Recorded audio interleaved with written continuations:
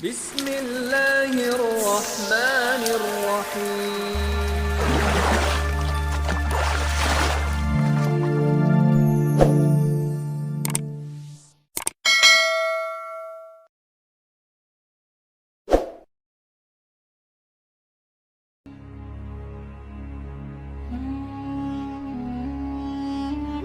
Ma'asyiral muslimin yang dimuliakan Allah Subhanahu wa taala. Kita tahu bahwa masing-masing para nabi itu diberikan mukjizat oleh Allah Subhanahu wa taala. Dan sering saya katakan bahwa keanehan di permukaan bumi itu ada 3 macam. Pertama, mukjizat, dan itu khusus para nabi dan rasul. Yang kedua, karamah, dan itu khusus pada wali-wali Allah. Kemudian yang ketiga, sihir, dan itu yang dipelajari oleh para dukun dan yang semacamnya. Semua para nabi diberikan oleh Allah Azza wa Jalla mukjizat. Nabi Musa alaihi salatu wassalam diberikan tongkat dan tangan yang bercahaya. Nabi Isa juga sama diberikan mukjizat mampu mengobati berbagai macam penyakit, termasuk juga Nabi sallallahu alaihi wasallam. Bahkan mukjizat terbanyak dari seluruh para nabi dan rasul adalah mukjizat Nabi kita sallallahu alaihi wasallam, mencapai 1000 lebih. Begitu keterangan para ulama. Suatu ketika orang-orang musyrik itu datang kepada Nabi sallallahu alaihi wasallam layaknya para pengikut para nabi sebelumnya. Mereka meminta bukti atas kenabiannya. Sama seperti di zaman Nabi Saleh. Wahai Saleh, kalau engkau memang seorang nabi, buktikan dengan mukjizat, keluarkan unta dari batu ini.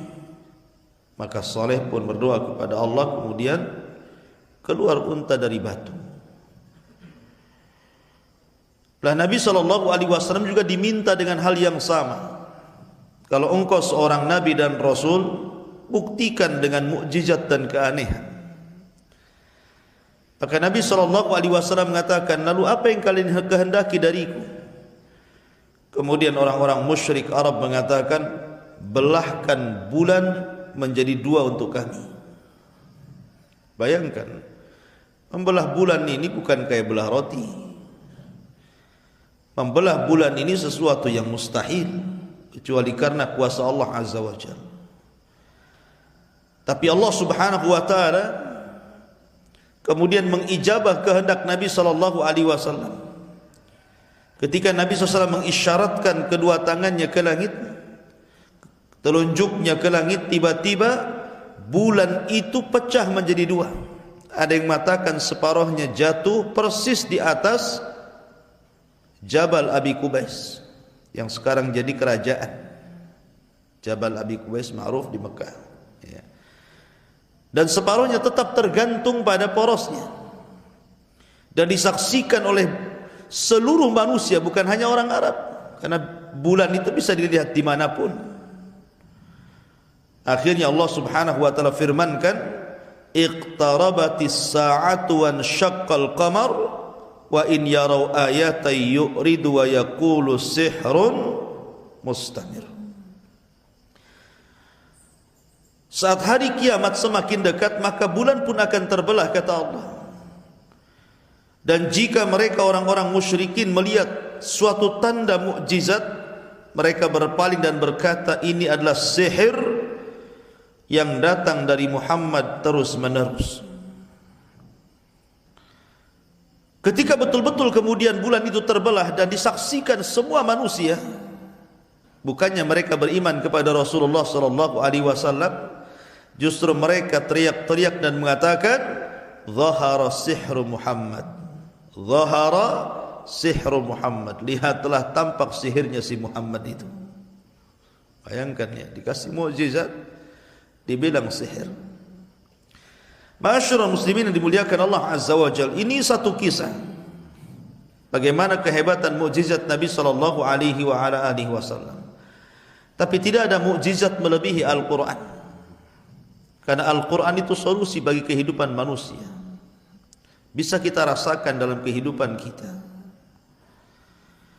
Di zaman Nabi sallallahu alaihi wasallam ada seorang wanita namanya Haulah bintu Hakim Al-Tha'labah.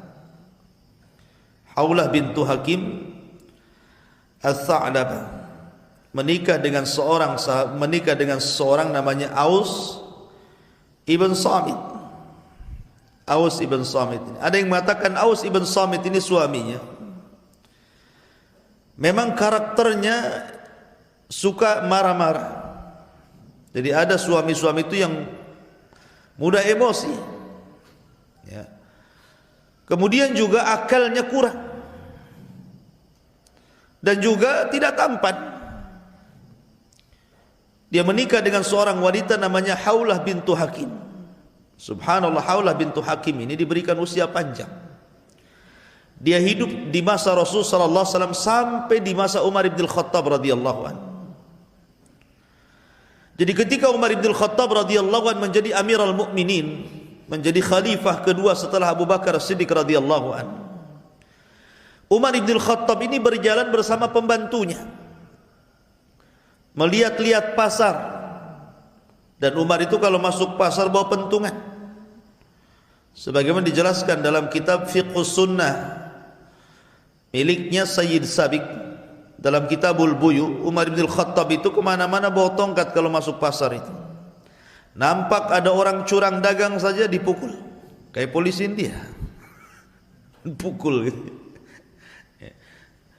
Pokoknya kalau ada yang curang langsung dipukul. Kemudian Umar selalu mengatakan, sebab kalianlah Allah tahan hujan-hujan dari langit. Keluar kalian dari pasar ini. Karena Nabi sallallahu alaihi wasallam yang mengatakan,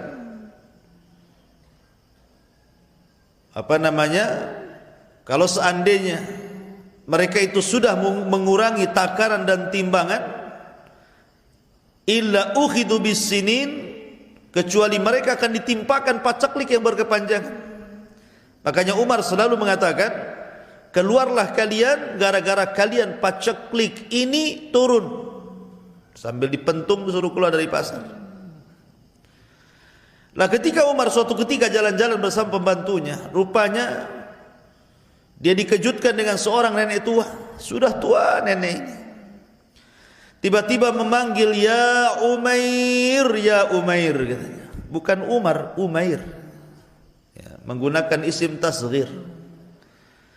Ya Umair. Ini nama pengecilan namanya.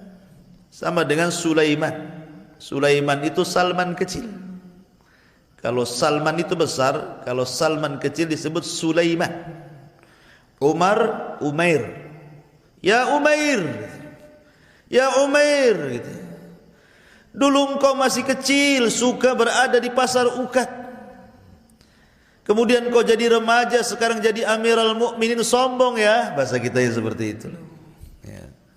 Pakai bahasa saya, bukan bahasa perempuan ini. Oh, sekarang sudah sombong ya katanya. Maka Umar bin Khattab radhiyallahu anhu menatap wanita itu. Dilihatnya wanita itu. Tiba-tiba wanita ini mengatakan, "Fattaqillah ya Umar."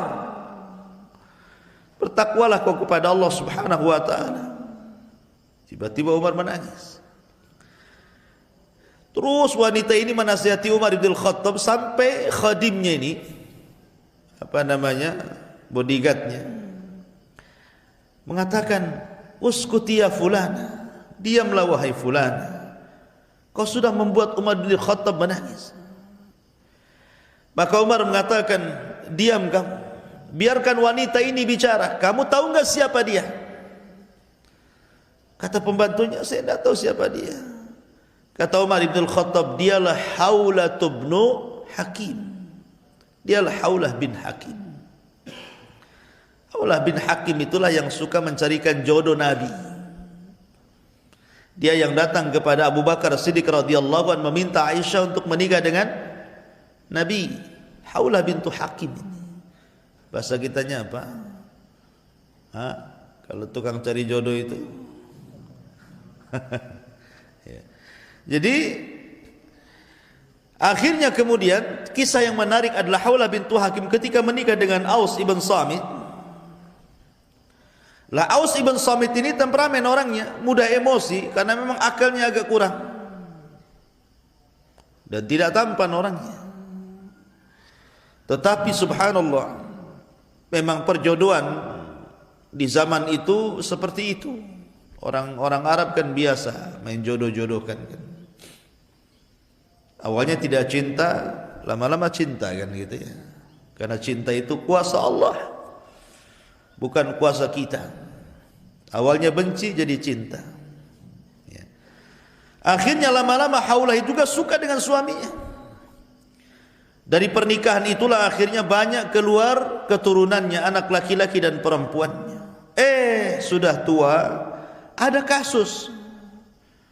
Tiba-tiba kemudian Aus ibn Samit ini marah kepada Haulah bin Hakim dan mengatakan, anti ka dhahri ummi, kamu itu seperti punggung ibuku. Maka Haulah bintu Hakim menangis karena kalimat itu menurut orang jahiliyah kala itu adalah cerai, sama dengan mengatakan saya talak kamu. Datanglah Haulah bintu Hakim kepada Nabi SAW mengadukan perkaranya. Ya Rasulullah, suamiku sudah menceraikan diriku, tolong satukan kembali kami. Tapi Rasul mengatakan, fa kaifa wa qad qil, bagaimana itu sudah dikatakan, bagaimana caranya? Tidak bisa, kau tidak boleh lagi bergaul dengan suamimu. Lah Haulah bintu Hakim ini terus meminta kepada Rasulullah untuk mencarikan solusi. Tapi jawaban Rasul sama. Sampai klimaksnya Haulah bintu Hakim ini sudah menjerit hatinya karena tidak mau dipisahkan dengan suaminya. Karena melihat anak-anaknya. Akhirnya suatu ketika Aisyah berada di samping Rasulullah, kemudian juga Haulah bintu Hakim ada di situ dan Rasul juga ada di situ. Tiba-tiba Aisyah radhiyallahu anha tidak mampu mendengar percakapan Haulah dengan Rasulullah, seolah-olah ditulikan, padahal dekat jaraknya. Seolah-olah ngomong apa keduanya itu, enggak dengar saya. Rupanya ketidakdengaran Aisyah radhiyallahu anha di situ. Haulah sedang mengadu kepada Allah Subhanahu wa taala, maka turunlah surah Mujadilah, qad sami Allahu qaulal lati tujadiluka fi zawjiha wa tashtaki ila Allah. Turun surah Mujadilah secara sempurna bercerita tentang Haulah bintu Hakim. Solusi kepada Haulah bintu Hakim bahwa kalimat antika dhahri ummi bukan kalimat cerai menurut Islam, tapi kalimat zihar, yang kalau suami ingin balik kepada si wanita harus bayar kafarah, dan kafarah zihar itu sama dengan kafarah jima di Ramadan. Pertama, memerdekakan budak, gak sanggup puasa 2 bulan berturut-turut, gak sanggup memberi makan 60 fakir miskin, baru boleh kembali dan tidak dianggap cerai. Itu solusi. Ya. Ma'asyiral muslimin yang dimuliakan Allah Azza wa Jalla. Jadi Al-Quran itu mukjizat. Karena Al-Quran itu bukan keputusan, bukan keinginan Rasulullah, tidak. Kalau memang Nabi SAW, Al-Quran datang dari Rasul, tentu Rasul sudah berfirman seperti itu kan. Tapi Rasul menunggu sampai kemudian turun wahyu. Sama dengan kasus orang-orang jahiliyah.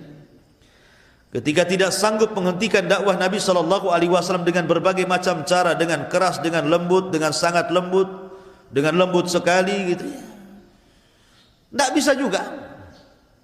Ya, dengan dalil panjang, dalil pendek tidak bisa juga. Ya, menghentikan dakwah Nabi SAW. Antum tahu dalil panjang, dalil pendek? Kalau mereka datang dengan dalil panjang, kita kasih yang panjang lagi gitu. Maksudnya dengan pedang. Jadi akhirnya kemudian orang-orang musyrik ini mendengar, di Madinah itu kan banyak orang-orang Yahudi, dan orang-orang Yahudi itu paling paham dengan masalah kenabian. Maka datanglah para pembesar Quraisy, orang-orang musyrik itu ke Madinah yang kala itu disebut Yathrib, menemui tokoh-tokoh Yahudi menceritakan bahwa di tempat kami di Mekah ada orang ngaku nabi. Maka orang-orang Yahudi mengatakan, oh, ada orang ngaku nabi ya di tempatmu ya? Iya wahai Yahudi. Gini saja, kau tanya itu yang ngaku nabi itu 3 soalan. Kalau dia sanggup menjawab, memang dia nabi. Kalau dia tidak sanggup menjawab, dustakan kenabiannya, karena jawaban ini hanya bisa dijawab oleh para nabi. Nanti saya kasih kunci jawabannya. Kan enak tuh kalau ujian ada kunci jawaban tuh. Pasti 100 nilainya, kecuali otaknya error gitu ya. Jadi akhirnya diajari orang Yahudi, tanya kepada orang yang ngaku nabi di Mekah itu, 1, anak muda yang keliling dunia sampai ujung timur barat, kemudian sampai ujung utara dan selatan, bagaimana kabarnya? Yang kedua, anak-anak muda yang terjerembab dalam goa, kemudian ditidurkan ratusan tahun, bagaimana kondisinya? Kemudian yang ketiga, tanya tentang ruh. Ya, ada yang mengatakan pertanyaan yang lain, tanya tentang pertama, kenapa anak itu mirip dengan bapaknya. Dalam riwayat yang lain, tanya sama dia, kenapa anak itu mirip kalau enggak sama bapaknya, sama ibunya? Kalau sama tetangganya curiga tuh. Ya. Kemudian yang kedua, apa makanan yang dimakan penduduk surga? Pertama kali penduduk surga itu makan apa? Kemudian yang ketiga, tanya tentang ruh. Ya. Terus apa jawabannya? Kata orang Yahudi ini jawabannya 1, 2, 3, 4. Nah, cocokkan jawabannya dengan dia. Kalau cocok memang dia seorang nabi. Kalau tidak cocok, dustakan kenabiannya. Oh, orang musyrik senang tuh, punya soalan untuk menguji Nabi sallallahu alaihi wasallam. Pulang mereka dari Yathrib menuju Mekah. Maka menghadaplah para pembesar itu kepada Nabi sallallahu alaihi wasallam dan mengatakan, ya Muhammad, kami memiliki 3 soalan untukmu. Kalau kau jawab dengan benar, kami siap beriman mengikuti agamamu. Tapi kalau kau salah menjawab, berarti kau ini hanya orang yang ngaku-ngaku nabi saja. Kamu ini palsu, nabi palsu. Akhirnya kata Nabi, saking senangnya Nabi, dia lupa mengucapkan insya Allah. Jawabannya besok. Harusnya kan ghadan insyaallah, kan begitu ya, besok nanti jawabannya insyaallah. Tapi sangat senangnya Rasul melihat orang-orang musyrik yang siap beriman dengan hanya sekedar menjawab pertanyaan mereka. Rasul mengatakan besok jawabannya, dan lupa mengucapkan insyaallah. Bahaya orang yang lupa mengucapkan insyaallah. Kalau antum janji, katakan insyaallah. Besok datang enggak? Insyaallah. Tak datang. Jangan ya, kalau enggak datang bilang enggak datang. Maksudnya insyaallah datang, gitu ya. Jadi takutnya kalau ada halangan kan udah insyaallah atas kehendak Allah, bukan kehendak kita. Lalu Rasul dilupakan mengucap insyaallah. Rupanya sampai besok Jibril pula tak turun. 2 hari berikutnya Jibril tak turun. 3 hari berikutnya Jibril pun tak turun. Hampir 1 bulan. Ini orang-orang musyrik ini sudah memang niatnya untuk menjatuhkan Rasul. Sudah mengira-ngira memang itu nabi palsu tuh. Katanya besok. Kenapa kemudian lewat sehari tak ada jawaban, lewat 2 hari tak ada jawaban, lewat 1 minggu pun tak ada, lewat 2 minggu apalagi 3 minggu. Stres Nabi dibuatnya. Sampai akhirnya sempit dadanya. Lah ketika sempit dadanya itulah kemudian sudah hampir sempurna 1 bulan, baru Jibril datang menurunkan surah Al-Kahfi. Jawablah mereka wahai Muhammad, adapun laki-laki yang berkeliling dunia dialah Dzulqarnain. Adapun anak-anak muda yang terjerembab di dalam gua, mereka lah Ashabul Kahfi. Adapun ruh, yas'alunaka 'anir ruh qulir ruhu min amri rabbi wa ma utitu minal ilmi illa qalila. Katakan ruh itu urusan Allah, enggak tahu kita. Ya. Dalam riwayat bahwa diberikan jawaban tentang pertanyaan yang kedua, kenapa anak mirip dengan bapa dan ibunya. Kemudian katakan kepadanya, itu tergantung siapa yang mendominasi dari air spermanya. Kalau memang bapaknya ya mirip bapaknya, kalau memang ibunya ya mirip ibunya. Kalau 50-50 ya mungkin sebelah bapak sebelah ibu, atas hitam bawah putih gitu ya. Jadi hitam putih. Jadi Masyarul muslimin yang dimuliakan Allah, adapun makanan awal penduduk surga adalah kabidil hut. Untuk kabidil hut, ya, kabidil hut itu hatinya ikan paus. Itulah makanan pertama penduduk surga. Dan minuman yang pertama minum jahe. Jangan samakan jahe sini dengan jahe surga. Abdullah bin Abbas mengatakan persamaan kita di dunia dengan surga itu hanya nama, bukan hakikat. Ya. Adapun ruh, sekali lagi yas'alunaka 'anir ruh, qulir ruhu min amri rabbi. Maka kemudian Nabi SAW menjawab, dan persis seperti kunci jawaban yang dipegang orang-orang musyrik, tapi tidak mau juga mereka beriman kepada Allah Azza wa Jalla. A'anzartahum am lam tunzirhum la yu'minun. Khatamallahu ala qulubihim wa ala sam'ihim wa ala absarihim ghishawah. Ya, jadi memang sudah terkunci hatinya. Mereka tidak beriman kepada Allah Azza wa Jalla. Masyarul muslimin, itulah di antara kisah-kisah mukjizat Nabi sallallahu alaihi wa ala alihi wasallam. Subhanaka wa bihamdika asyhadu an la ilaha illa anta astaghfiruka wa atubu ilaik. Allahu ta'ala. Assalamualaikum warahmatullahi wabarakatuh.